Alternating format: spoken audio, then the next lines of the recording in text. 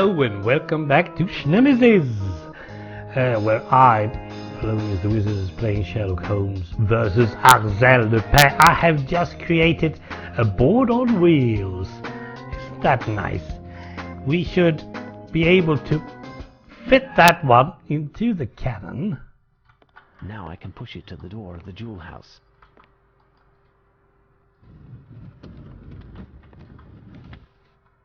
Oh dear. Stairs are preventing me from getting past. How can I mount them with my artillery? Yes. We should be able to have some sort of... I don't know. I need something. Oh! Should we use the door? Now that's cool. There, the door's dismantled. Now I must find the appropriate location where I should place it. I say it's over there. There, the door is dismantled. Yes. Now I must find the appropriate location where... Yes. Elementary. Yes, absolutely. Pushing this one up. Now, we haven't loaded the cannon yet. Oh, this is... I am in firing position, and there's nothing more to do but load this cannon. And I don't know how. I have no idea how.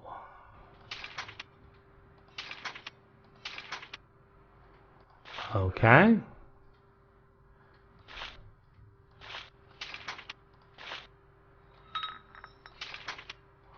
No.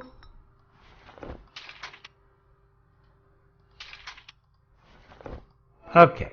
Let's start by putting the ball I in. must decant the proper amount of powder into this receptacle and pour it into the cannon. Okay. I have no idea. I have no idea. Yes. It's on the desk. Yes. Yes.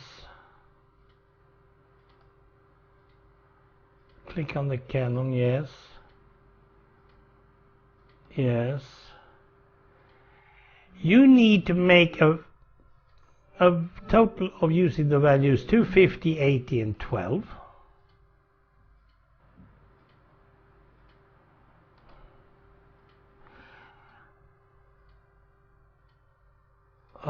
Okay. Hold it. Make a total of 478 using the values 250, 80 and 12. 19 multiplied by 12 is 228.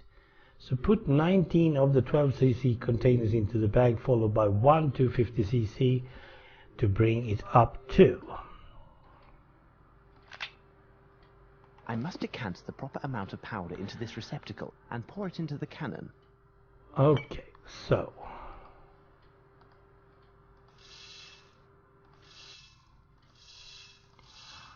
Oh dear, this is going to take for some time, yeah. But we need to do it perfectly, otherwise it's going to be totally blown. But since I don't know ounces and pints, I should probably just do it this way. Man, it takes forever, doesn't it? Oh dear. That should be enough. And then we take one of those. That's for it. 80. Elementary. Elementary. There, now I am in firing position, and there's nothing more to do but load this cannon. I need something. Oh, you need something? What do you need? The keg? Elementary. Yes. And then you need the ball? Elementary. Yes. And then you need the matches. Oh yes, it's going to blow. It's going to blow. Oh dear. This is fun stuff. Did you see that one coming, Mr. Lupin?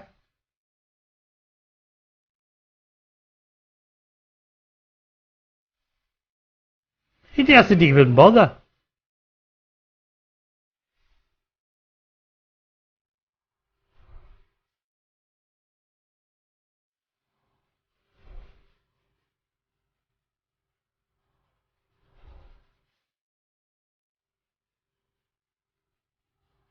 If I were you, Lupin, I wouldn't take that path. As you can surmise by the plumes of smoke emanating from the rope originating from his window, it, let's say, suffered by my hand, and there's no chance that it'll support your weight nor the items that I imagine you to be carrying. You impress me, Mr. Holmes. I concocted this plan with such thoroughness and, I'm sure you'll agree, a fair amount of genius, such that I was saddened that none would see it as I brought it to fruition. And yet, there you were from the first. A bit too close for comfort, wasn't it? And if you are here, it's because you must have searched, and most certainly found all of the parts of the puzzle, down to the smallest detail.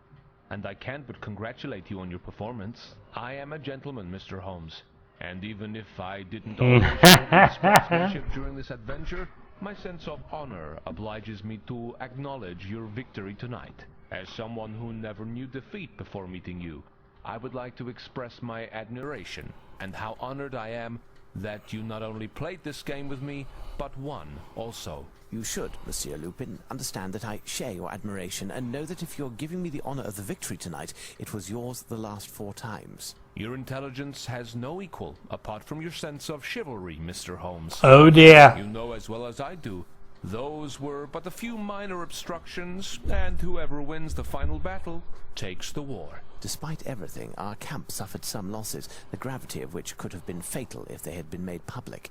No one, myself included, would have come out of a Pyrrhic victory unscathed. I betrayed myself True. by doing anything that could have harmed your reputation.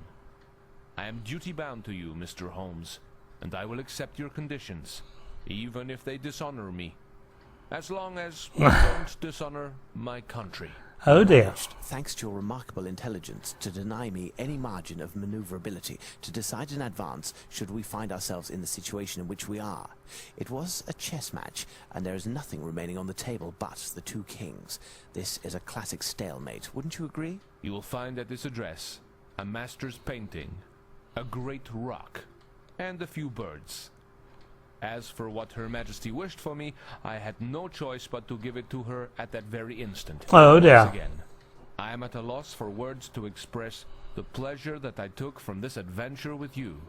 Even if it costs me, I promise, on my honor, that I will never publicize the account of what took place. We shall not meet again, my friend, but know that during the past few days, your presence in our soil did as much honor to your country as ours. Safe journey, Monsieur Lupin. Lupin. Oh, so that's it? No kidding. What? You'll let him leave like that? What Absolutely. did I have, Watson? Look at the whole picture. Lupin's real intent was to steal the crown jewels. The goal of all the other thefts was to provide a sort of insurance in the case of failure, and, above all, to ensure the services of a plethora of accomplices. Us. Us? Accomplices? I admit that I was fooled once, but I didn't steal anything. From the moment we read Lupin's first letter, we became his accomplices. In fact, by having us play his game, Lupin Yes. was conditioning us. After the first theft, he left clues leading us to the second, from the second to the third. Yes. So well that as the second to last theft, we were convinced that Lupin's final target would be Big Ben. Lupin knew that the authorities, headed by the Prime Minister himself, would align themselves with the only person who could sort out Lupin's schemes as they happened. Myself. Therefore, in controlling me, he was controlling all of London's police force, and he nearly succeeded. Yes, Why not yes. simply steal the jewels to begin with? Why this whole masquerade? I've just explained it, Watson. In order to steal the crown jewels, Lupin had to accomplish certain preliminaries. In the first place, he had to be assured that the garrison would be only minimally guarded on the night of the theft.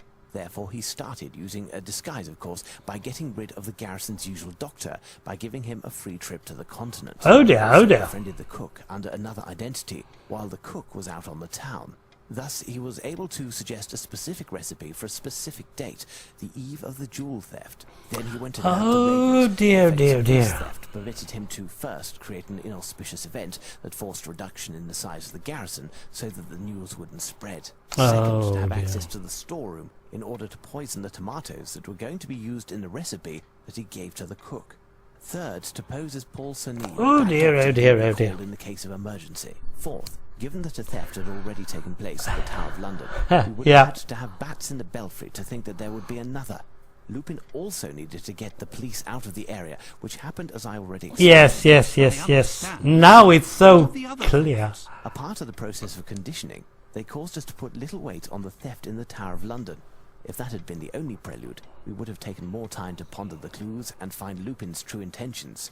Yet this time he didn't leave it up to us. And so, like I told you, these thefts were his insurance. Lupin had beaten us 4 times on the battlefield of English honour, such as he had suggested to us in his letter.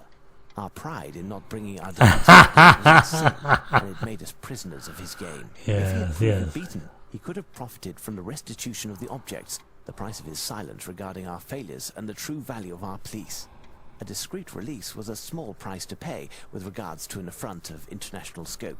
Do not forget that the Queen herself is implicated. Oh, yes. Indeed. It is, moreover, a matter of conscience for me. When I write this adventure, I do not think I... But there's no question, Watson. You cannot write about it. You promised before God that you wouldn't. But, Holmes... Your word is your bond.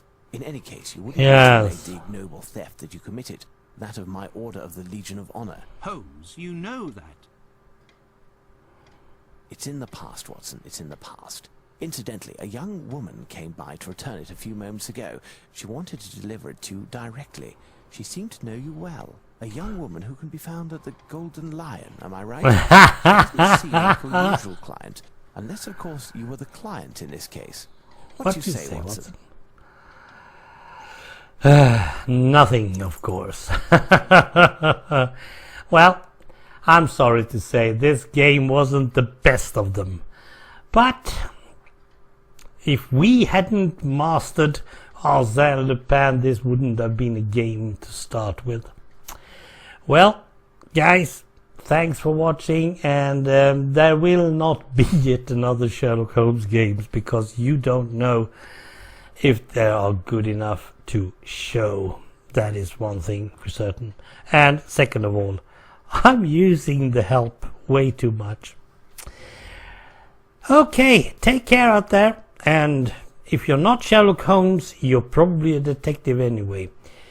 Never, always look on the bright side. Oh, and if you're not having seen them yet, there is a TV series called Murder in Paradise. Those ones are better than Sherlock Holmes sometimes. Bye.